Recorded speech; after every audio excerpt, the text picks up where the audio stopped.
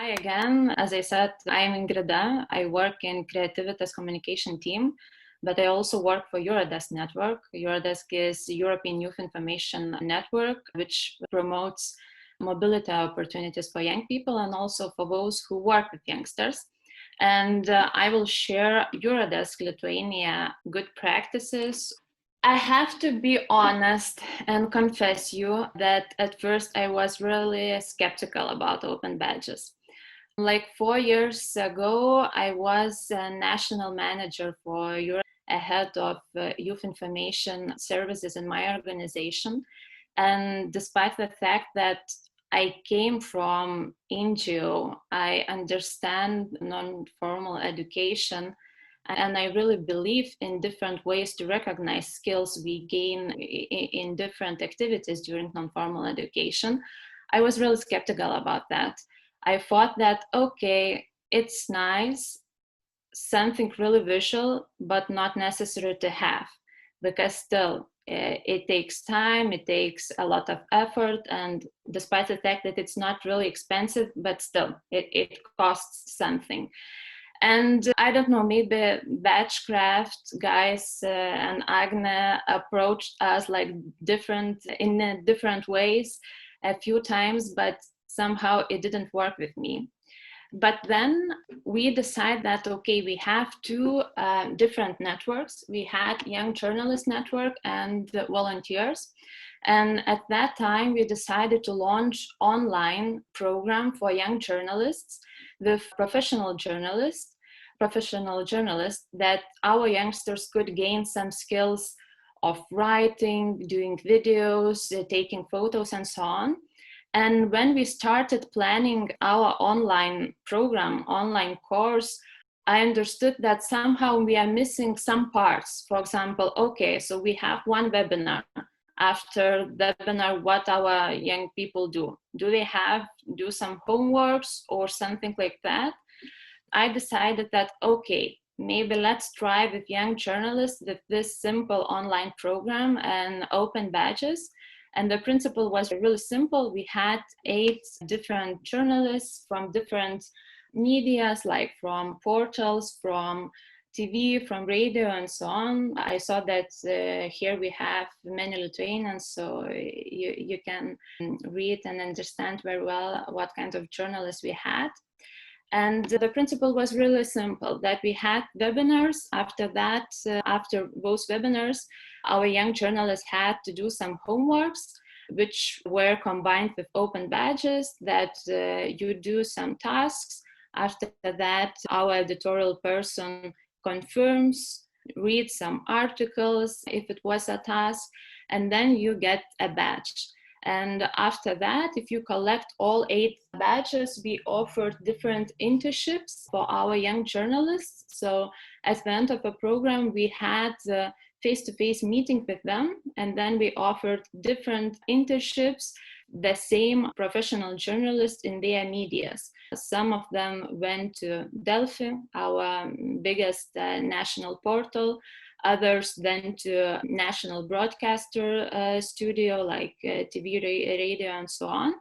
Somehow it worked. It was quite nice because I understood that, okay, open badges is something more than just nice to have or something more than just really visual.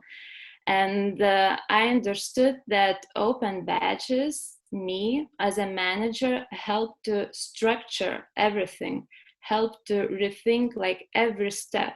So what we did, we decided to develop a system of open badges for our volunteers network, because at that time I had, as a manager, I had an issue that we really wanted to promote our services, but we didn't have capacity with our official partners, with our official multipliers and organizations.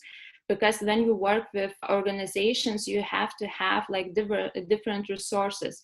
And at that time, looking at my team and our human resources and skills, experience, and also motivation we had in our team, we decided that we really would like to push and promote our services for young people together with young people.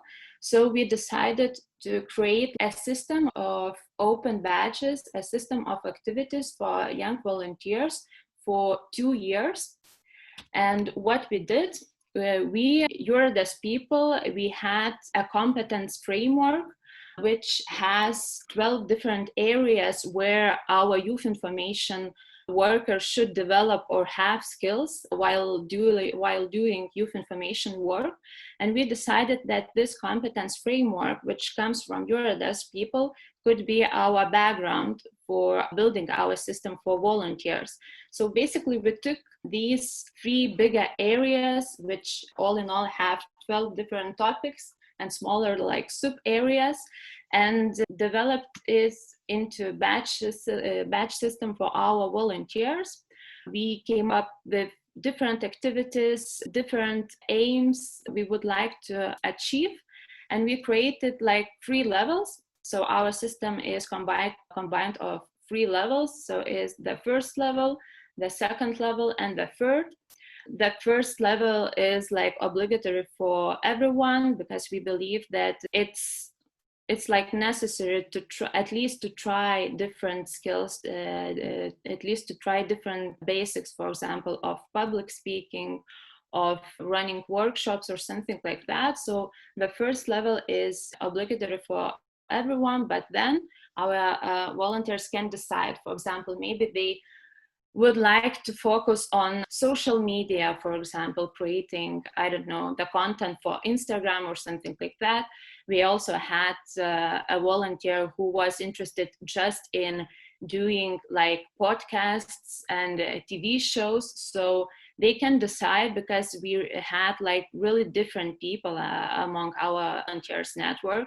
Yeah, and every level, if you finish like every level, it's not necessary to do all tasks because, for example, one badge is combined of at least 2 or 3 different tasks. People can choose which task is more nice for them and so on. But if you do those tasks and collect like all badges, every level has a bigger super wow badge, which are like different. It is like hunter of opportunities. It's for the first level because on the first level we try to get familiar with different skills, with different basics. Then the second level is much more focused on delivering information. So if you want to deliver information, you have to know different sources, how to check information, different methods. So the second level is called shark of information. And the third level, the last one, is called mobility guru, because we believe that after you do all tasks and pass all levels, you are like really experienced mobility advisor. And it helped, as I said, me as a manager and also our team, it helped to plan for activities for 2 years. But we understood that, okay, the situation changes. We really wanted to have something systematic as this system, because we were jumping from tasks to our volunteers. So we really wanted to be systematic, but on the same time, we wanted to be also flexible because situation changes, trends are changing too. So our system also involves like rewards badges, and there are 2 ideas behind, because there is a type of people who are really motivated to seek, for example, that guru badge or seek the top of level. But also there are people who are interested in skills just in 1 or 2 areas, and it's absolutely enough. But somehow we have to reward them. Like every badge, like those 3 badges, of course, they are also rewards, but also we have surprises on different levels with different badges. And our like surprises and rewards, different internships to different organizations. For example, one example is that if you collect, I don't know, for example, 13 badges, you are invited to do internship in our office, and internship is paid by us. So it's quite a nice opportunity for our volunteers to get to know us, and also like to have a really strong and trained a new colleague in our office. Then we offer different internships to different organizations, or becoming a part of initiatives. For example, time to time we have different film festivals in Lithuania. So we try to get a place for internship for our volunteers to try to work with a bigger events, maybe not just which are organized in their local communities. Rewards also are like a prizes, not necessarily like internships, which is more connected with experience and becoming experience. But prizes are like tickets to festivals, tickets to movies, or for example, prizes from our partners from different NGOs, or something like that. The system still works. Of course, we have to review that because 2 years passed, but I can share some tips what I understood, like directly working and implementing open badges, that it's better approach people rather institutions. For example, despite the fact that we really wanted to make a partnership with Delphi, with one of the biggest news portals. First of all, of course, we tried to approach Delphi as a media channel, but it didn't work. Somehow we didn't convince them that we are like very attractive, or that open badges are really innovative and will bring you something into your work. But we started approaching different journalists, different staff members with our smaller programs, and somehow now we have like really smooth partnership with those media channels. But we started with people. The same happens with different partnerships. For example, if we want to get a ticket or something like that, we start with people, not the institution. Of course, it would be better if that person is responsible for decision making in that institution or organization. But in our case, it doesn't matter. The most important is to make a connection with that person, and then that person can convince his, for example, institution, organization, or something like that. Look, they have something interesting, and we can make a partnership.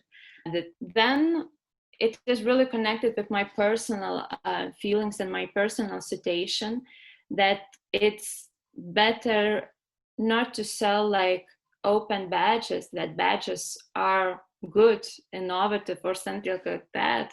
But in marketing, we have one strategy called spin. I'm not sure, maybe you are covering this topic, but spin strategy focuses on not selling a product or service, but first of all, making a research, like understanding the situation of person or institution is, and trying to sell solution of the problem.